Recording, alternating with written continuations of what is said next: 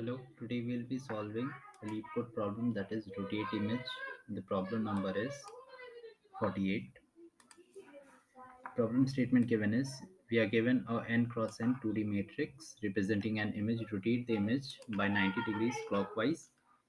You have to rotate the image in place, which means you have to modify the input 2D matrix directly. Do not allocate another 2D matrix and do the rotation. Okay, and with the example test case, let's just see what is happening here. So we are given 1 2 and 3. So if I rotate this matrix 1 2 3 clockwise, then that means whatever is here, it will move to this place, that is here.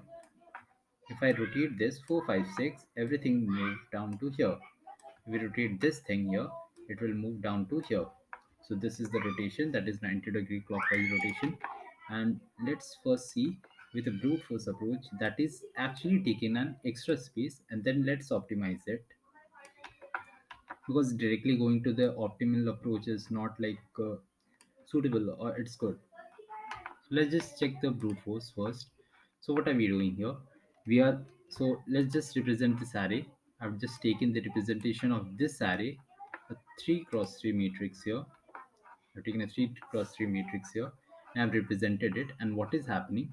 Let's just see. So the indexing first was 0 0 0 1 0 2 in our 3 cross 3 matrix. The representation looks something like this. After doing the 90-degree clockwise rotation, the indexing something will look like this. That means 20, then 10 0 0 will be coming on top here. After that 21 11 01 is coming. That is my this column here. So now this column will be coming here. Now this is 22 12 and 02. Now this column will look something like this. So this is the representation that we could come up with by simple observation. And how we can do that? We can simply take a variable k or any variable, just naming it k here, and we can take it as the column size -1. And let's get to the implementation part to get it more clear. Getting to the implementation part, we can see that here I have taken the row and the column size, two variables. After that, I have created another matrix, that is matrix here. Why? And why did I copy this? I copied this since I did not want to uh, change the values that were initially present in my question that were given. Now, if I make these changes, let's say suppose I want to make this change here one and copy it here. So if I do this, I'm actually changing the values in my question array, which I'm doing it internally. That means when I try to go here and check for 3, it will not be present there. That means 1 will be present there and we would not get our desired answer. So that is why I've copied a matrix here into the another variable, that is mat. And that is our dummy matrix. That is our copy of original matrix here. After that, we are simply iterating from row till column, simple loop. And I have taken a k variable that is equals to column -1, and column is our column size. And I have just simply done ij is equals to matrix of k minus minus I. And as to why I have done that, let me get to it. So at first, what is my ing? It is 0 and 0, but my k is equals to what? My k is equals to 2 right now. So my k initially is 2, then it will go to 1, then it will go to 0. I've just written down in these cases. Now let's get to the part. So when I am here 0 0, what I'm seeing in my matrix array, in my dummy array, I will check for in 0 0. What do I have here? I see I get a something, some value. Let's just take the value as 3 here. And where do I need to put it? I simply need to put this value here to this position here. And we can do this by keeping track of the variable k. And where is my I right now? My I right now is at 0th position, and my j is also at 0th position. So it will take the value at 0 comma 0, that is this position here, and it will place it to this position, that is 2 comma 0 here, 2 comma 0.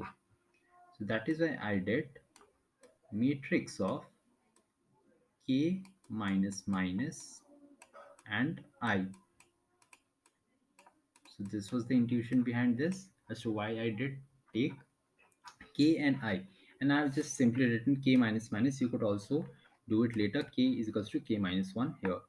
For just simplicity, I did this. And I will run this program and show it to it's correctly working. After that, I'll be going to the optimal approach, which is in place. That is no extra space will be taken. So this is getting accepted. Now let's get to the optimal part. That is, and let me just comment this part out. Let's then comment the optimal answer that we get.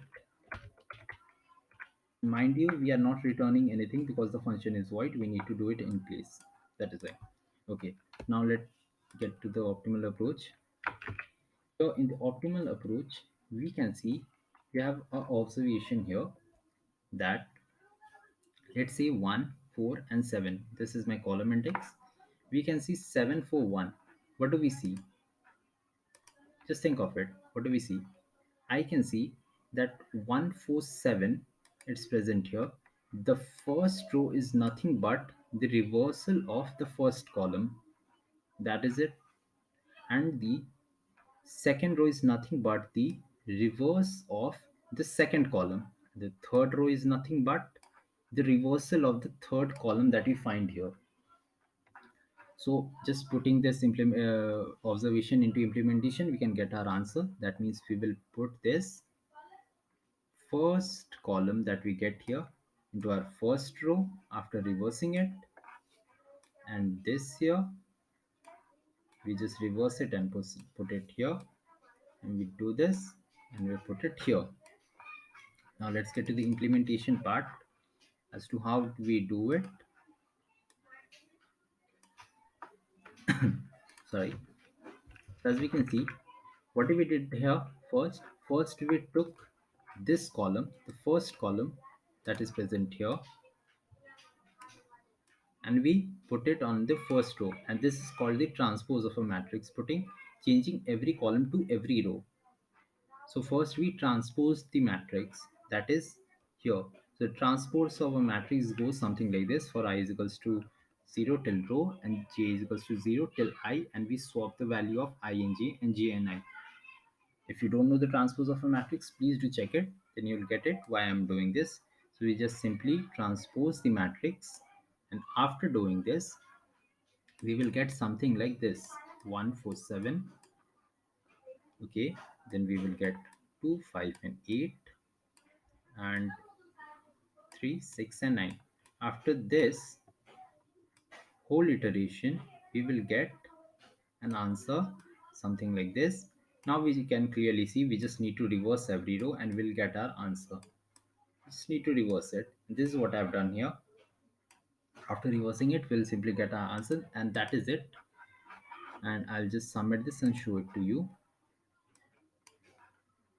And if you want the code, it is here, and I'll just run this and submit it and show you it's getting accepted. And the time complexity is obviously O of n square. That is pretty explanatory, and this is also getting accepted. And yeah, that's all, and that is it for today. Thank you for watching.